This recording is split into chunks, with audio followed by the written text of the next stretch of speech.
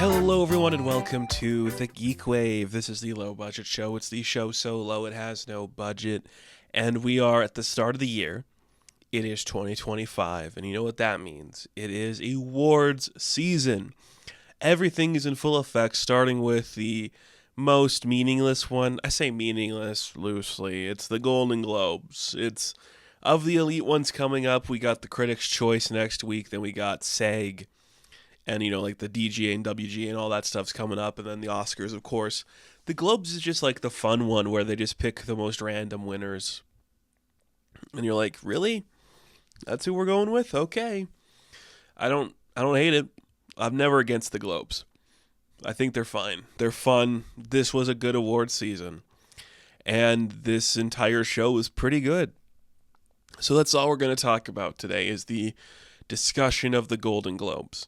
This was a good show. I enjoyed myself. We do have one piece of news to talk about. We'll mention it very briefly here. Jason Momoa has been cast as Lobo in Supergirl Woman of Tomorrow. Originally, Lobo was going to be in the comic book, but I believe it was like Tom King's editors who were like, maybe just do like a solo story about Kara, which makes sense. I think that works well. In a comic book, you don't need like a character there who's always asking questions. And I think in a movie, it benefits to have a character that your main crux can play off of.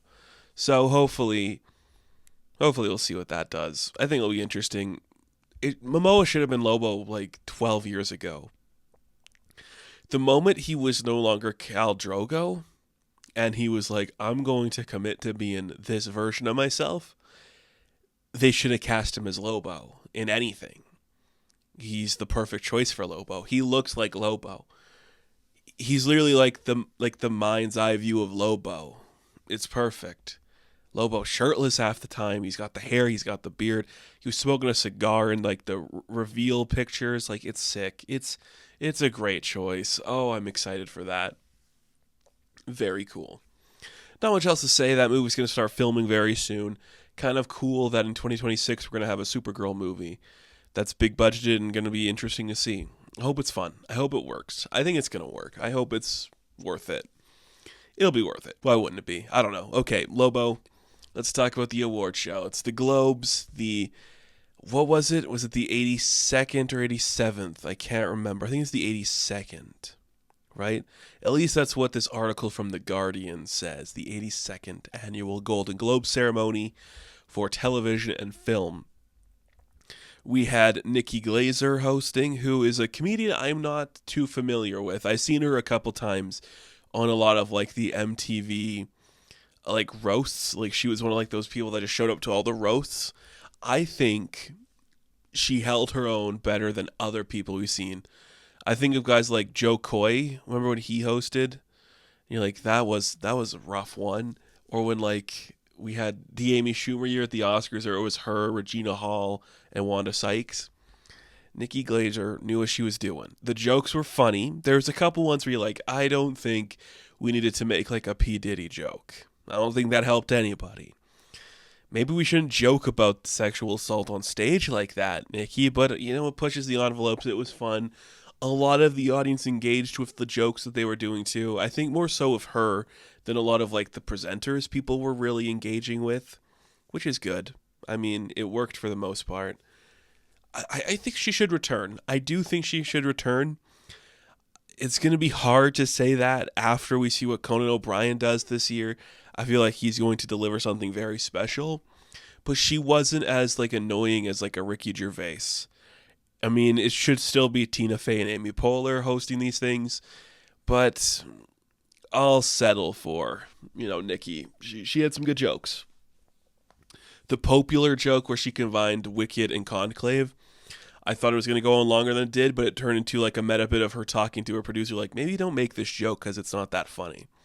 And that made it more funny. So I appreciate her for having like a self-awareness not to do like the obvious bit. I think that really works. Because at the Globes, you do a lot of the obvious bit. There also was like this new way we were like doing things. So like a factoid would come on screen every time like a presenter or every time like a winner walked on screen. And I thought that was okay. sometimes it got pretty useless information. Like sometimes we would get, did you know like Demi Moore lived in New Mexico where there's like a bunch of conspiracy theories about like that place? And I'm like, yeah, I did know that. Thank you. And other times it'd be like, did you know Nicolas Cage owns a crow named Hoover that lives in his Las Vegas house? And I'm like, no, why would I know that? What is happening? Two different pieces of information that have nothing to do with what's being said. Insanity. But I think it's kind of funny. Okay. Okay, shall we get into it? Shall we get into it? Oh, there was another thing. Every time that they would like cut to like, here are the nominees, we had like a little arrow, like a pin drop on Google Maps showing you where they were in the room, which I found very interesting. They had like a camera set up there to show you like where people were seated in the room. That was very weird.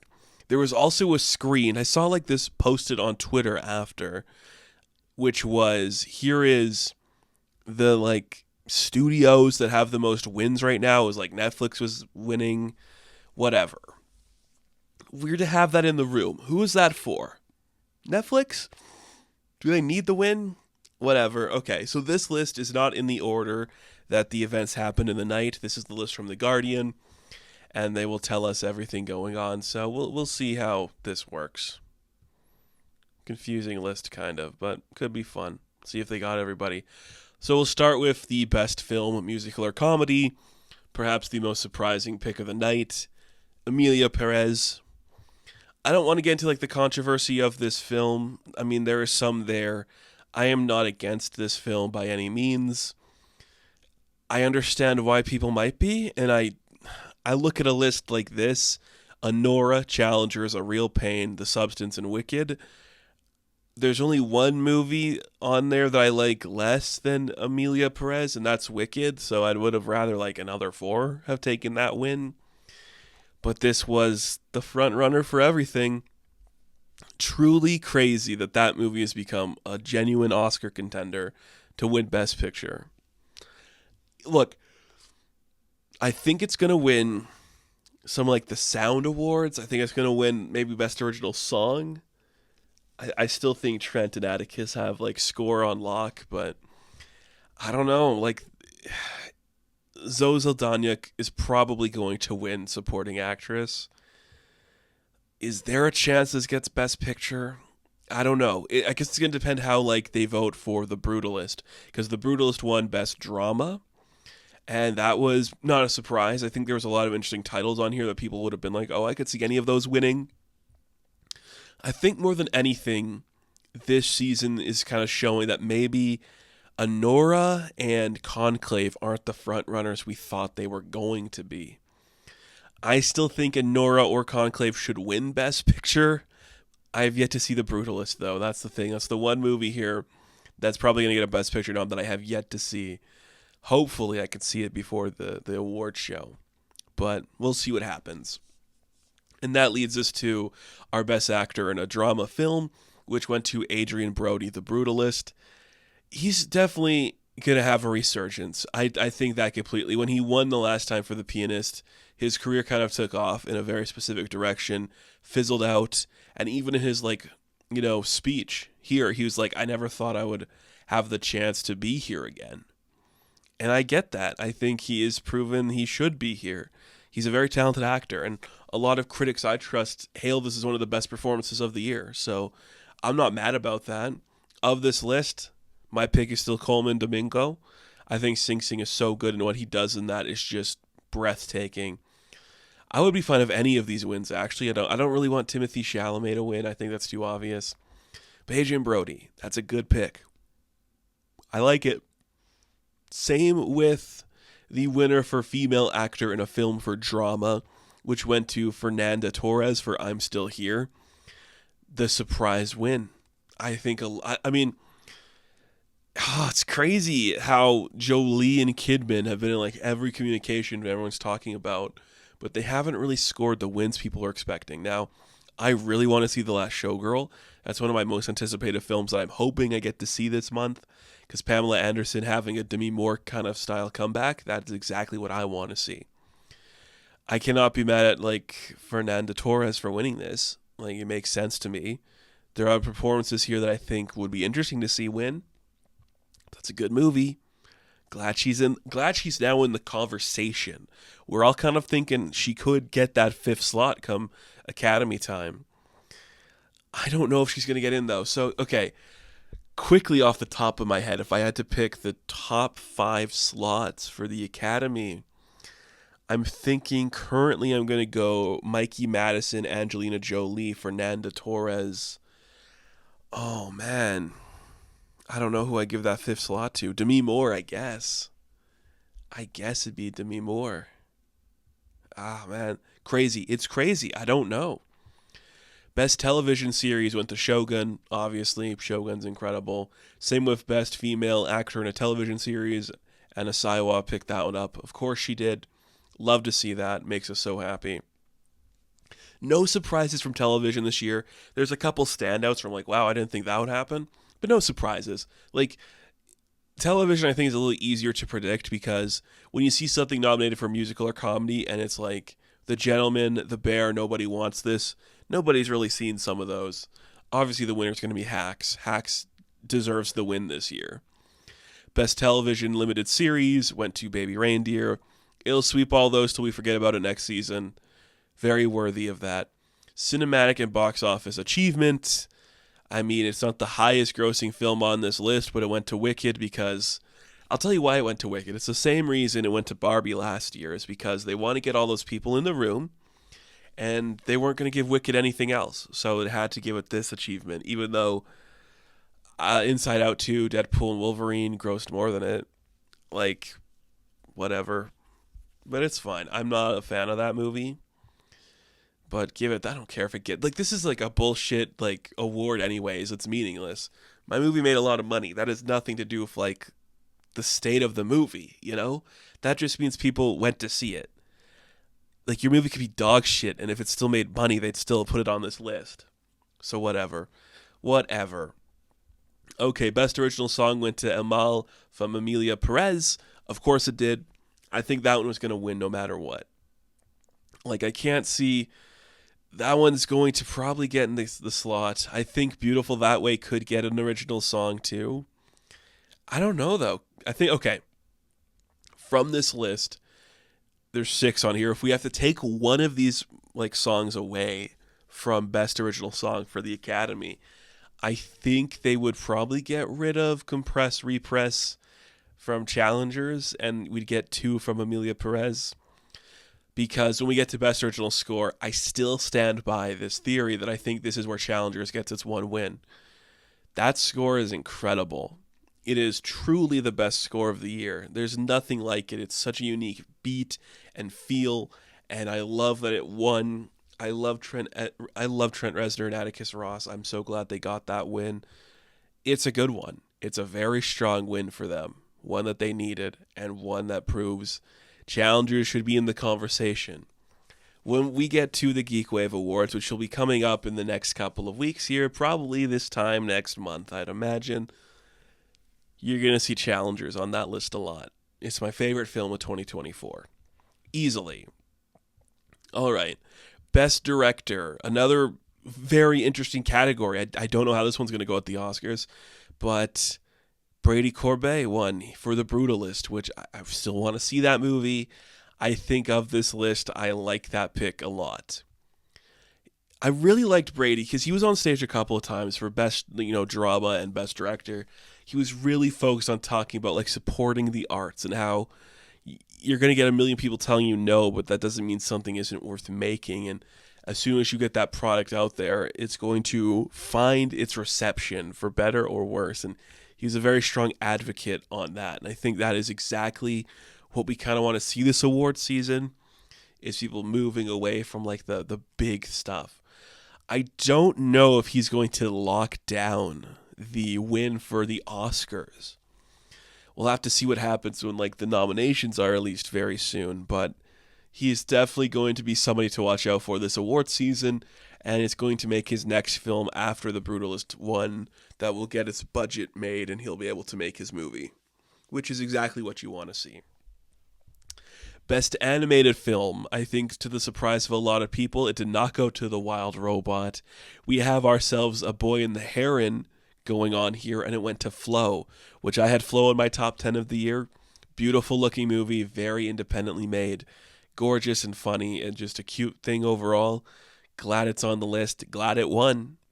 Would not be surprised if The Wild Robot picked it up, though, at the next award show. That is a good win. I'm so happy that got the win.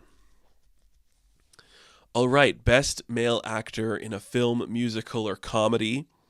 That went to, surprisingly, Sebastian Stan for A Different Man.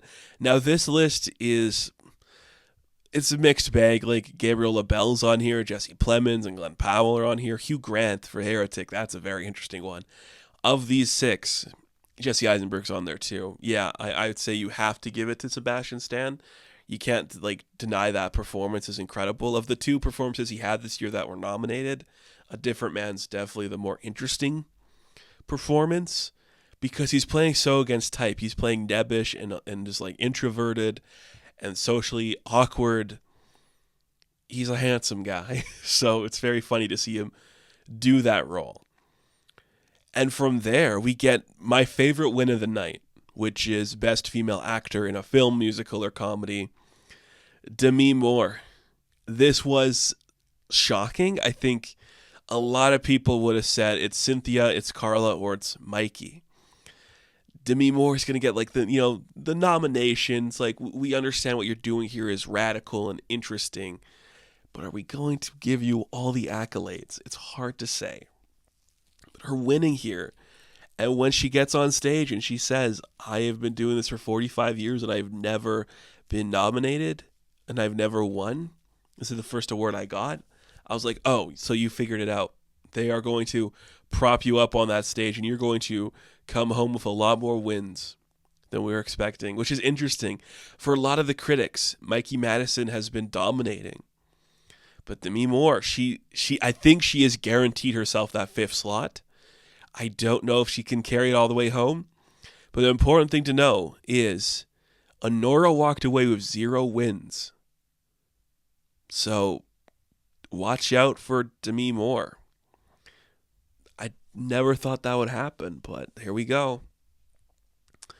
Best Female Actor in a Limited Series, of course, went to Jodie Foster. Incredible. Cannot deny how good Jodie Foster is in that show. Not a show that I particularly love. I think it plays with a lot of interesting themes and gets lost in some of it. There was a funny bit where Sofia Vergara kept yelling at her, let me win one, Jodie. Come on, please. That's good. I like that. The most shocking win of the night is Best Male Actor in a Limited Series. I thought it'd be Richard Gadd. I would have had money on Richard Gadd taking this one. But surprisingly, it went to Colin Farrell in The Penguin. I'm like, wow, we're recognizing The Penguin? All you have to do to win an award for a comic book thing is to put on a huge fat suit and do a weird accent? Insanity. And I think that goes into this thing that is just people are more willing to accept awards recognition for Batman than they are for other mediums. Let's say Superman is a really good movie. Would Rachel Brosnahan sneak into some awards for supporting? Could we see Nicholas Hoult sneak in there? Because those performances, I haven't seen them yet, but they could be worthy of those slots, right? Or does it have to be you're a Joker who mess yourself up? You put yourself in a physically compromising suit to play the Penguin. Are those the things that these, awards are going to look for more so than just straightforward villain? I don't know. We're getting there though. We're building some progress there. Best non-English film, Emilia Perez. It's fine. Look, this list is one I have yet to cover a lot of. Yeah, it's fine. There's other movies I'd like to see get that slot, but look, Amelia had the most noms. 10 nominations, so yeah, it's going to come home with a lot, I guess. Best stand-up comedy on television. I could have pegged, that was a weird way to say it, but I would have pegged Jamie Foxx as the winner here. I didn't think Ali Wong was going to win again. I like Ali Wong. But Jamie Foxx, that stand-up routine was something else, you know? Sandler was just the nomination to get Sandler there, and Nikki Glaser was already on stage, but I would have said Jamie Foxx gets that one. But I'm not mad. You know, Ali Wong's fine. I think she's talented, so I can't be mad about it.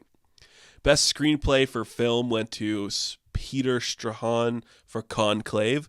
That's where Conclave gets its one award. I would have said it would go to Sean Baker because that's where you give like a Nora its its accolades is in that script. But no, I mean Conclave, yeah. So Nora could still win Best Original. I think Brady is kind of like locked in director now, where it's not going to be Sean Baker sweeping that one. So I'm thinking we're going to give the screenplay to Nora when it comes to the Oscars, which I can live with. I think that's fine. I have nothing against that. Hopefully it works. Best Male Actor in a Television Series, Jeremy Allen White for the comedy, sure. I mean, I don't like this list. I don't like that we keep nominating Steve Martin and Martin Short. Jason Segel, it's fine. He does fine.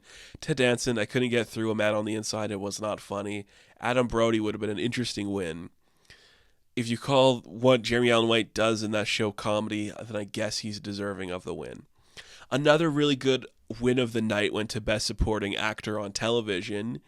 It was Tadanobu Asano, who won for Shogun. And I'm like, oh man. I think I was fist pumping at that point. I'm like, that is a great pick. That is a surprising pick. That makes me really happy. I didn't think these voters had it in them. I definitely thought we'd see Eben slide up there again. I think Harrison Ford was already there. You could have given it to him for Shrinking. I love that Asano got it. That is so good. Everyone who was nominated for Shogun got the awards. That show just rocks. Very worthy win. Because Best Male Actor on Television went to Hiroyuki Sanada, which, like, yeah, that's awesome. Stiff competition, too. Some really great performances this year from television. And Hiroyuki just did something entirely different. Like, that was such a worthy win. And he is going to just be remembered for that performance. Like, that is a performance that is just unparalleled. I don't think you could ever adapt Shogun again and have it do better than what Hiroyuki did. I know they want to make like a season 2 now or something, so we'll see how that goes. Best Supporting Actress on Television went to Jessica Gunning for Baby Reindeer. She won the Emmy as well, which I'm like, yeah, that makes sense. I'm happy with that win. Very stacked category. Would have been nice to see some other people slip in there, but I'm happy with that. I'm happy with that. It's a good one. Hannah Einbinder, I'm still waiting for her to get that win. She's been nominated every single year. I'm still waiting for that win because her co-star won for Best Female Actor in Musical or Comedy. Jean Smart once again getting the awards for Hacks. I want Hannah Einbinder to get the recognition too. I think she is equally important to that show, and I don't know why they keep pushing her in the supporting cast. She is like the main character right next to Jean Smart, so I don't get that one. I know why it happens. I know what it's about, but I'm just waiting for that. I mean, this time next year, I think it could be Hannah Einbinder's year. Yeah, I'm thinking next time it's going to be Hannah. I don't know how many more we got in there. We'll see. Best Male Actor in a Supporting Role in a Film went to Kieran Culkin. He's just been dominating. I think he's the only one I would say is locked in to win for everything. I think he's going to get the Critics' Choice nom. I think he's going to get the SAG nom. I think he's going to get the Academy win. I think he's got this. I like a lot of the other performances, like Yura Borisov is one that I really enjoy, and I think Guy Pearce is a very strong contender too. But Kieran is just undeniable. That movie, I'm not like I'm not the biggest fan of A Real Pain. There's some stuff in it I think is very obvious. One of the things I would love to see happen for A Real Pain is if you swapped the roles for Jesse Eisenberg and Kieran Culkin, so they're playing against type. That would make that movie a little more interesting for me. But I can't deny that what Kieran's doing is skill. Like it is skillful. He is doing something that not many people could accomplish because it's all about vibe. Like Jesse Eisenberg said when he cast him, it's about vibe. What you're giving off is exactly what this character needs. That's why this is working. And that's just going to put Eisenberg on the road to more success in terms of his, movie making. So I appreciate that too. That's pretty cool. We already talked about Jean Smart, and I believe the final award we have to talk about is Best Female Actor in a Supporting Role in Film. This was a pretty stacked category. It could have went to any of these fine women: Selena Gomez, Ariana Grande, Felicity Jones, Margaret Qualley, Isabella Rossellini. But of course, the winner was my pick, still my pick, Zoe Saldana for Emilia Perez.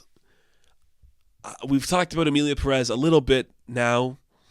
Not a movie I truly love. I think it's very good, and I'm aware of its faults, and I know why some people aren't willing to go on that journey. But the reason that movie holds any weight to me, the reason I think any of it's good, is Zoe Saldana. She is the reason that movie has anything going for it. Without her, I don't think Selena Gomez holds it together. I don't think Carla holds it together. I think Zoe Saldana is the reason that's working. Is the only reason that's working. Man, I was pretty positive when that film came out. The more I think about it, the more I have problems with it, and I'm aware of like a French director making a story about Mexico and having no Mexicans in the cast or crew. I'm aware of that, and I think that sucks. But the sequence, what's the name of the song, El Mal, that we see Zoe Saldana do? That sequence is beautiful, and that is what solidified her winning for me, and I'm not mad about that. She gave a really good speech. She was very tearful. It's one of those things we're seeing this award season with people like Pamela Anderson and Demi Moore.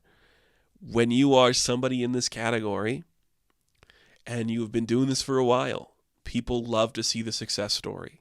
People love to see you as somebody who's been in the game for a while. Like, you've made some big movies for Marvel and for Avatar, but this is where you're getting your accolades.